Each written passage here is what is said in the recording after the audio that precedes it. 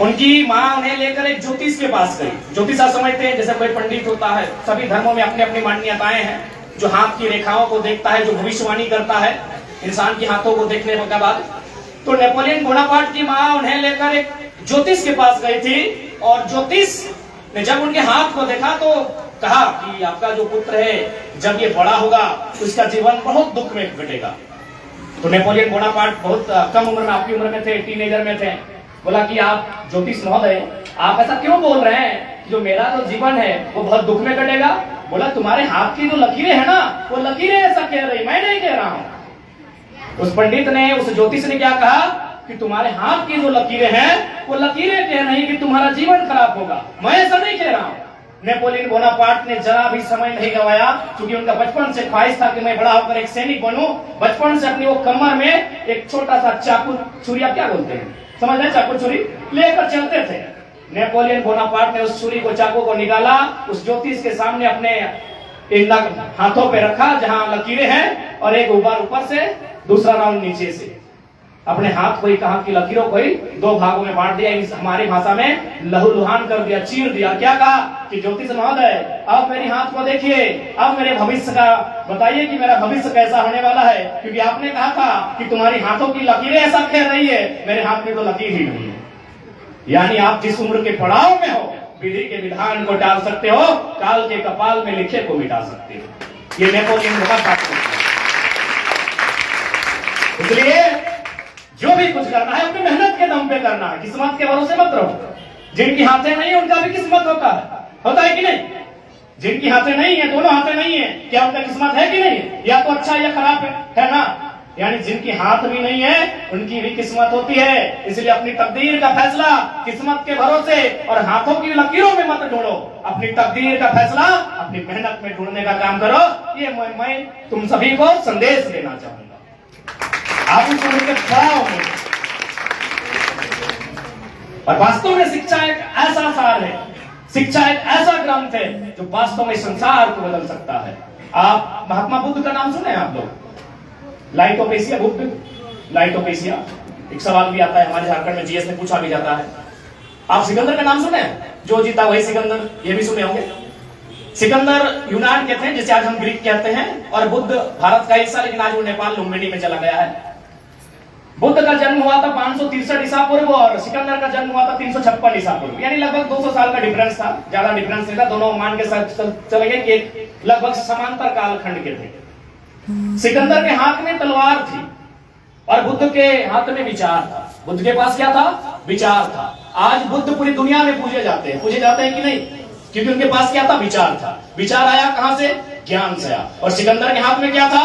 तलवार। आपकी जानकारी के लिए बता दें, बुद्ध 80 साल की उम्र में दुनिया को त्यागे थे, सिकंदर मात्र 33 साल की आयु में। क्योंकि आपके हाथों में अगर हम हथियार थमा दें, आप कितने लोगों की हत्या कर पाओगे? आप कितना बलशाली हो? 2 को मारोगे, तीसरे को, चौथे को, पांचवें को, छठे को, सातवें को, आठवें को, 9वां का नंबर आते आते या तो आपकी भुजाओं का बल जवाब दे देगा, या तो फिर आपकी तलवार जवाब दे देगी। यस या नो? कितने लोगों के मारोगे? यदि आपके हाथों में, मैं कहूं नहीं सबसे बलशाली कौन है? तुम आओ, चलो तुम्हें खड़ा करके तुम्हारी हाथों में मैं तलवार थमा दूं। 9-10 या तो भुजाओं का बल जवाब दे देगा, या तो तुम्हारी तलवार जवाब दे देगी। लेकिन तुम्हारे हाथों में अगर विचार, तुम्हारे कंठ में अगर विचार दे दिया जाए, तुम्हें अगर शिक्षा की शक्ति दे दिया जाए, तुम्हें ज्ञान दे दिया जाए, तो ना तुम कभी रुकोगे, ना कभी थकोगे, बुद्ध की तरह एशिया, लाइट ऑफ एशिया कहलाओगे। तो ये शिक्षा की ताकत होती है। जिस अवस्था में है प्रयास करें कुछ बेहतर करने की। हमारे एक प्रोफेसर कहते थे कि मेरी उम्र 40 हो रही है, लेकिन मेरा दिल कहता है कि अगर मैं 4 घंटा रोज फुटबॉल खेलूंगा तो एक अच्छा फुटबॉल प्लेयर बन जाऊंगा। क्योंकि उनको विश्वास था कि हम जिस काम में 4 घंटा लगाते हैं, कम से कम उसका रिजल्ट होना चाहिए। मान के चलिए अगर तुमको पढ़ने में मन नहीं करता, सपोज अगर तुमको पढ़ने में मन नहीं करता है, तुम्हारा मन करता है कि दौड़े, तो 4 घंटा कंटिन्यू दौड़ो, पुणे से लेकर सतारा तक। और जब दौड़, कम से कम यूसेन बोल्ट को उस फील्ड का तुम्हें एक्सपर्ट होना चाहिए, नंबर 1 होना चाहिए। दौड़ो ना, अरे पढ़ने में दिल नहीं करता, दौड़ो। आज सबसे ज्यादा रनिंग में गोल्ड मेडल, तो दौड़ तो सकते हो। चलो पढ़ने में मन नहीं करता है, गाने में मन नहीं करता है, नाचने में मन नहीं करता है, या और कोई काम में मन नहीं करता है, दौड़ तो सकते हो। उछल कूद तो कर सकते हो, उछल कूद में भी ओलंपिक्स में गोल्ड होता है कि नहीं? यानी मेरे कहने का तात्पर्य है किसी एक काम को ऐसा चुनो जिसमें तुम अपने आप को नंबर 1 बना सको, क्योंकि दुनिया नंबर 2 को नहीं पूछती है। प्यारे बच्चों, दुनिया नंबर 2 को नहीं पूछती है। क्या आप हमें बताएंगे कि हिमालय की ऊंची चोटी पर, माउंट एवरेस्ट पर सबसे पहले कौन गया था? एडमंड हिलेरी, तेनसिंग और हिलेरी। तेनसिंग, एडमंड हिलेरी साथ में गए थे। अंतरिक्ष में सबसे पहले कौन गया था? यूरी गगरिन, बराबर है। चंद्रमा में सबसे पहले कौन गया था? नील आर्मस्ट्रॉन्ग, बराबर है। भारत देश के पहले प्रधानमंत्री पंडित जवाहरलाल नेहरू, बराबर है। भारत देश के पहले राष्ट्रपति डॉक्टर राजेंद्र प्रसाद, बराबर है। चलिए मैं सवाल को फिर से पूछता हूं, भारत देश के दूसरे राष्ट्रपति, जवाब दीजिए। भारत देश के दूसरे प्रधानमंत्री, जवाब दीजिए। चांद में दूसरे नंबर पर कौन गया था? जवाब दीजिए। हिमालय की ऊंची चोटी पर दूसरे नंबर पर कौन गया था? साइलेंट। अंतरिक्ष में दूसरे नंबर पर कौन गया था? सब साइलेंट, हम भी साइलेंट। क्यों? दुनिया नंबर 1 को पूछती है, 2 का कोई रोल नहीं है। आज उदाहरण है सामने, मैंने 5 सवाल आपसे पूछा, इस मंच में बैठे, आगे बैठे या पीछे बैठे, सबने 5 को उत्तर दिया कि नहीं? क्योंकि मैंने नंबर 1 का चर्चा किया था। इसी मंच में मैंने आपसे 5 सवाल पूछा और 5 टफ सवाल था। ये जीएसटी, ये हमारे झारखंड में वीडियो की जो नौकरी लगती है उसमें पूछा जाता है, जो इंस्पेक्टर बनते हैं उस परीक्षा में पूछा जाता है, जो टीचर बनते हैं उस परीक्षा में पूछा जाता है। यानी आपने 5 कठिन सवाल को उत्तर दिया, लेकिन कौन थे वो? नंबर 1 थे इसलिए दिया। नंबर 2 कौन थे? मुझे भी नहीं मालूम, आपको भी नहीं मालूम। दैट मीन्स एक काम में, एक ऐसा काम चुनो जिसमें तुम 4 घंटा देते हो, जिसमें तुम 6 घंटा देते हो, उसका तुम्हें नंबर 1 बनना होगा। यदि तुम 4 घंटा फिजिक्स में देते हो, इस इलाके का नंबर 1 फिजिक्स एक्सपर्ट तुम होना चाहिए। अगर केमिस्ट्री में देते हो, इस इलाके का नंबर 1 केमिस्ट्री का एक्सपर्ट तुम होना चाहिए। अंग्रेजी में देते हो, इस इलाके का नंबर 1 अंग्रेजी एक्सपर्ट तुम्हें होना चाहिए। अगर डांस भी करते हो, कोई दिक्कत नहीं, डांस करना भी बुरा है क्या? लेकिन नंबर 1 डांसर इस इलाके का तुम होना चाहिए। इसलिए ये टाइम बार बार नहीं आता है, यही तुम्हारा समय है, यही तुम्हारा समय है। ये समय अगर चला गया तो फिर दोबारा नहीं आएगा। आज भैया ने कहा महेंद्र सिंह धोनी से मिलना चाहिए, ठीक है, हम लोग भी प्रयास करेंगे, मिला देंगे, लेकिन क्या आज धोनी बैटिंग कर पाएंगे?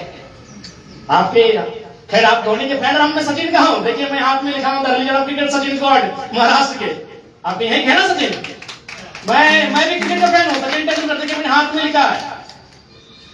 लेकिन आर्मी की दौड़ में जा रहा था, फिर मुझे चलाना पड़ा, क्योंकि आर्मी में ये गोदना अलाउड नहीं होता, तो इसी कारण हमको बाहर निकल जाए, गेट लॉस्ट। तो क्या आज सचिन तेंदुलकर बल्ला थाम पाएंगे? अभी 2023 का वर्ल्ड कप है, सचिन तेंदुलकर यानी भारत के लिए वर्ल्ड कप में सबसे ज्यादा रन स्कोर करने वाला, क्या स्कोर कर पाएगा? गारंटी है? नहीं। क्यों? सचिन का समय नहीं है, ये सचिन का समय नहीं है, ये समय आपका है, ये सचिन का समय नहीं है। सचिन में कोई दोष नहीं है, ना उनके बल्ले में दोष है, वही ग्राउंड, वही मैदान, वही बल्ला, वही सचिन।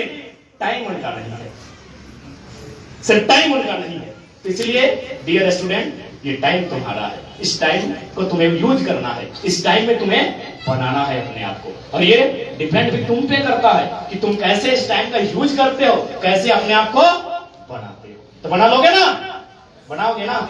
4 घंटा आते हो पढ़ने, जहां 4 घंटा 5 घंटा गंवाते हो, वहां कुछ हासिल भी करना होगा।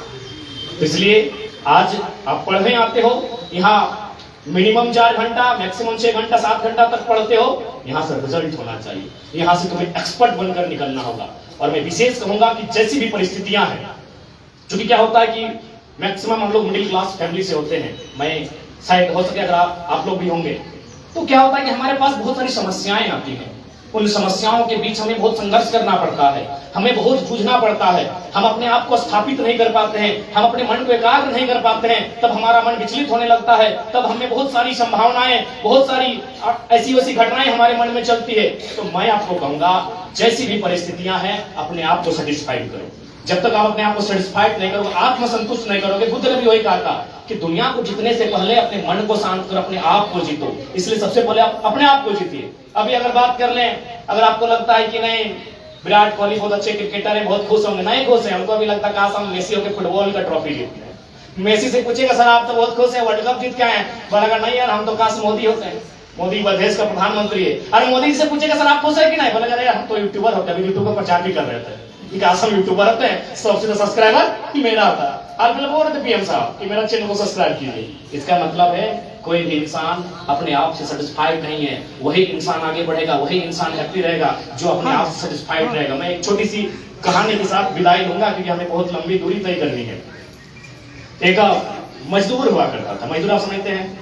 खैर हमारे झारखंड के जितने भी भाई आए सब यहाँ मजदूरी करने ही आए हैं, प्रवासी हैं, थोड़ा अपना प्यार सपोर्ट दीजिएगा क्योंकि ये आपका महाराष्ट्र आपका घर है। लेकिन हमारे जितने भी झारखंड के भाई आए हैं, देखिए पीछे बैठे हैं, वो एक मजदूर के रूप में यहाँ कार्य करने आए हैं। आप उन्हें अपना प्यार अपना सपोर्ट दीजिएगा। 2000 किलोमीटर दूर से हम यहाँ आए हैं। 2000 किलोमीटर समझते हैं ना, 3 दिन जाने में लगता है।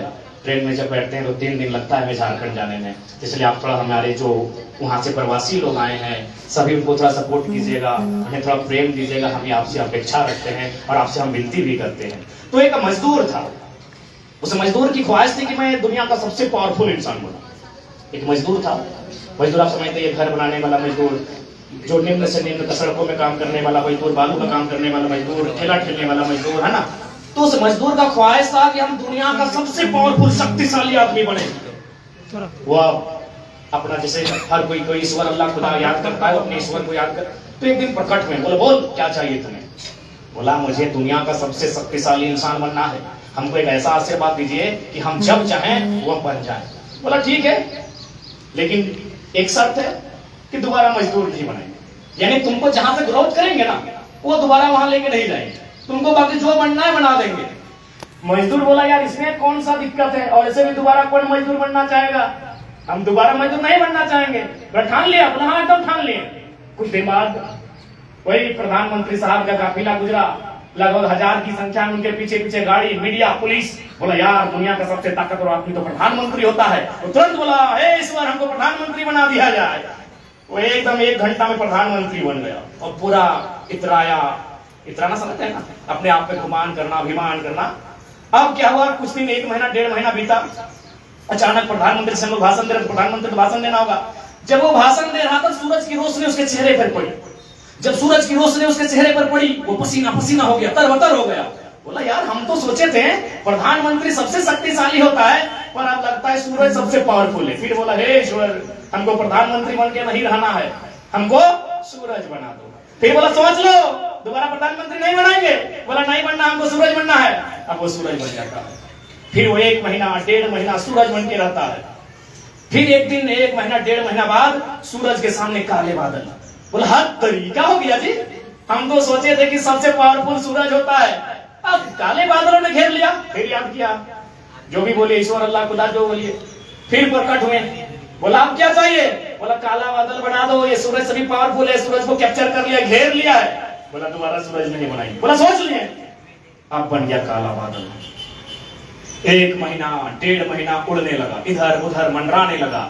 अचानक एक दिन उसकी टकराहट एक बड़े पहाड़ से होती है। ये देखिए आपके बड़े पहाड़ देखे हम लोग आते समय, बंबई से जब यहाँ तक है बड़े बड़े पहाड़ देखे तो पहाड़ क्या करते हैं, बादलों को रोक लेते हैं, बादलों का रास्ता रोक लेते हैं। अब फिर याद किया, बोला यार अब हमको बादल, ये काला बादल ही बन के नहीं रहना है। बोला क्या बनना है, पहाड़ बना दो। बोला चल आज के बाद तू पहाड़ बन जा। अब क्या हुआ, फिर 1 महीना बाद उसकी आंखें खुलती है। वो गहरी नींद में सोया था, उसकी आंखें खुलती है एक आवाज से। वो देखता बिना देखे समझे बोलता है क्या ये पहाड़ है, हमको कोई पीट रहा है। बोला प्रकट हो। बोला क्या हुआ। बोला जो हमको पीट रहा है वही बना दो, ये सबसे पावरफुल है, हमको पीट रहा है। बोला आंख खोल के देख कौन पीट रहा है। एक मजदूर हथौड़ी लेके और एक छेनी लेके पहाड़ की पत्थरों को ठप ठप ठप ठप दे लेता। यानी क्या समझे, आत्मसंतुष्टि। वो क्या था, मजदूर। और फाइनली घूम के कहां आया, मजदूर। यानी पावरफुल तो मजदूर ही था, पहाड़ को हिला के रख दिया। इसलिए आत्मसंतुष्टि होनी चाहिए। जब तक आप में आत्मसंतुष्टि नहीं है, आप दुनिया को जीतने के बाद भी वो नहीं, जग सुना सुना लगेगा, जग सुना सुना लगेगा। इसलिए आत्मसंतुष्टि जिस हालत में हो, माँ ने प्यार से जो परोसा है, चावल हो, दाल हो, रोटी हो, पूरी हो, सब्जी हो, पिताजी ने जो तुम्हें कमा के दिया है, वो कलम का मूल्य 5 रुपया हो या 50 रुपया हो, तुम जिस स्थिति में हो, तुम जिस परिस्थिति में हो, वहां से तुम बेहतर करने का प्रयास करो। ये हमारी आपको शुभकामनाएं हैं। और उम्मीद करते हैं आप करेंगे ना। बाकी विशेष नहीं, अगर हम कहेंगे तो रात हो जाएगी, हम लोग को भी जाने का मौका नहीं मिलेगा। बाकी फिर से आज बहुत अच्छा लगा। हम लोग तो सोचे थे कि अपने झारखंड के प्रवासी भाइयों से मिलकर चले जाएंगे, लेकिन मराठी मानुष के बीच आज उनके कार्यक्रम में प्रमुख पाहुना मिलने का अवसर मिला। हृदय से तमाम मराठी मानुष, मौसी काकी, आप लोग भी मौसी काकी बोलते हैं ना? हाँ, तो मौसी काकी लोग को मेरा नमस्कार, जोहार, मेरा प्रणाम।